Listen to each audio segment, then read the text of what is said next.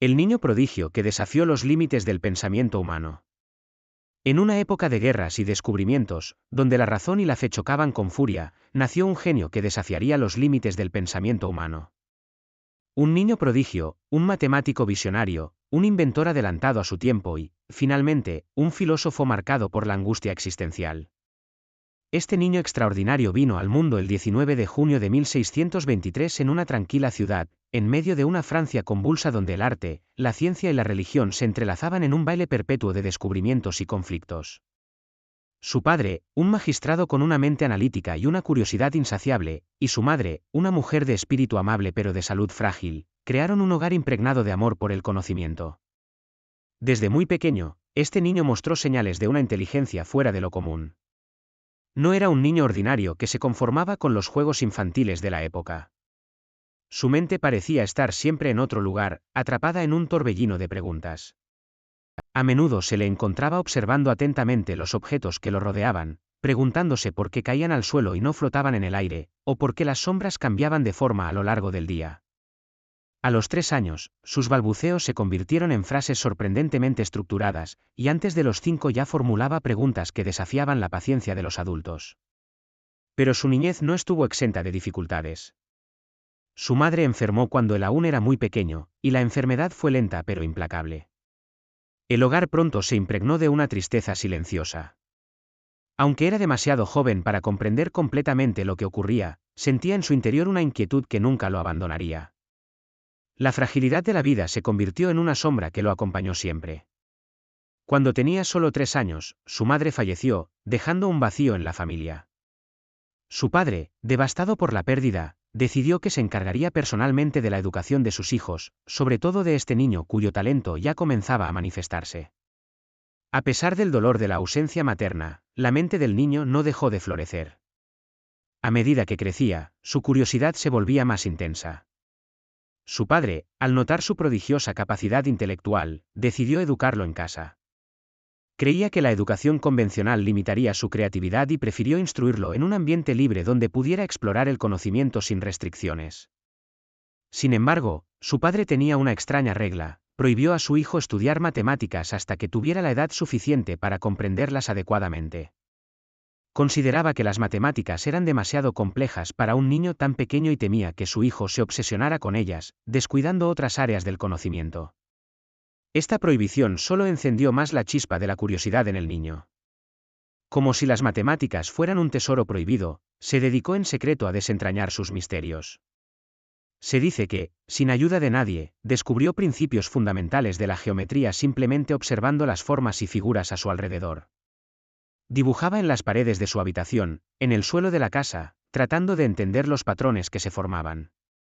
Un día, su padre lo descubrió realizando deducciones geométricas avanzadas por sí solo y comprendió que ya no podía contener su genio. A partir de ese momento, el niño tuvo permiso para estudiar matemáticas libremente, y su talento se disparó a niveles sorprendentes.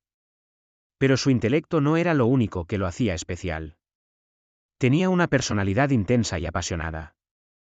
Era un niño reservado, de pocas palabras, pero cuando hablaba, lo hacía con una claridad que dejaba a los adultos sin respuesta. No se conformaba con explicaciones superficiales, necesitaba comprender la esencia de cada cosa.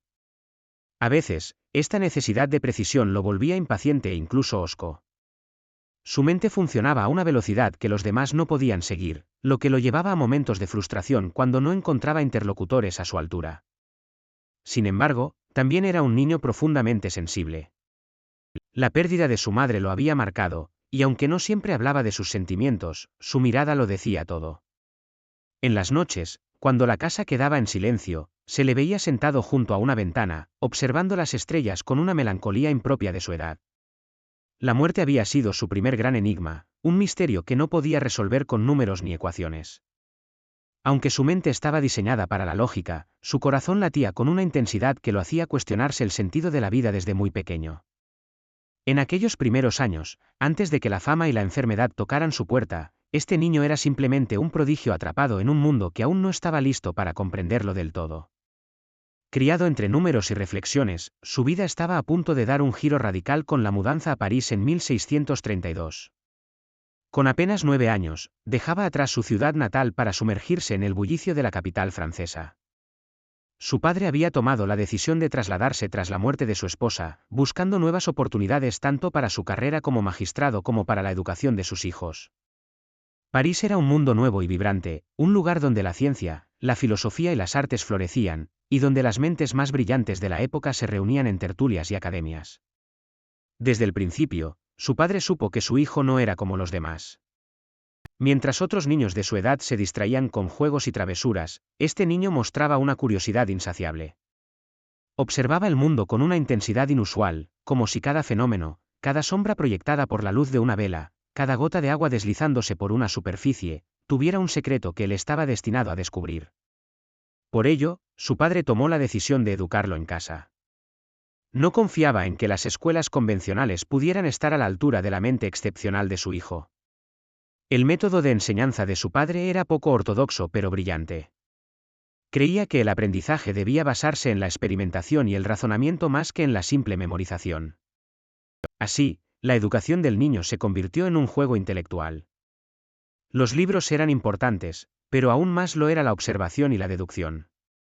Su padre lo exponía a problemas prácticos y le pedía que los resolviera sin recurrir a fórmulas preestablecidas. El niño, por su parte, absorbía cada reto con avidez. A medida que pasaban los años, se destacó cada vez más en el ámbito intelectual. A los 12 años, asistía a las reuniones del Círculo Matemático de París, donde los más grandes pensadores de la época discutían problemas científicos y filosóficos. Allí conoció a figuras como un erudito que mantenía correspondencia con los científicos más importantes de Europa.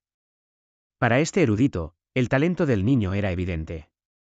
No era solo un niño prodigio, sino alguien cuyo pensamiento podía contribuir al avance del conocimiento. El punto culminante de este periodo llegó cuando el niño, con apenas 16 años, escribió un tratado sobre las secciones cónicas, un área de la geometría que había sido estudiada por los antiguos griegos y que seguía intrigando a los matemáticos. Su trabajo, conocido como el ensayo sobre las cónicas, no solo resolvía problemas que otros no habían podido abordar, sino que introducía nuevos métodos y enfoques que sentarían las bases de la geometría proyectiva. La noticia de su genialidad se esparció rápidamente, y su nombre comenzó a mencionarse en los círculos académicos con admiración.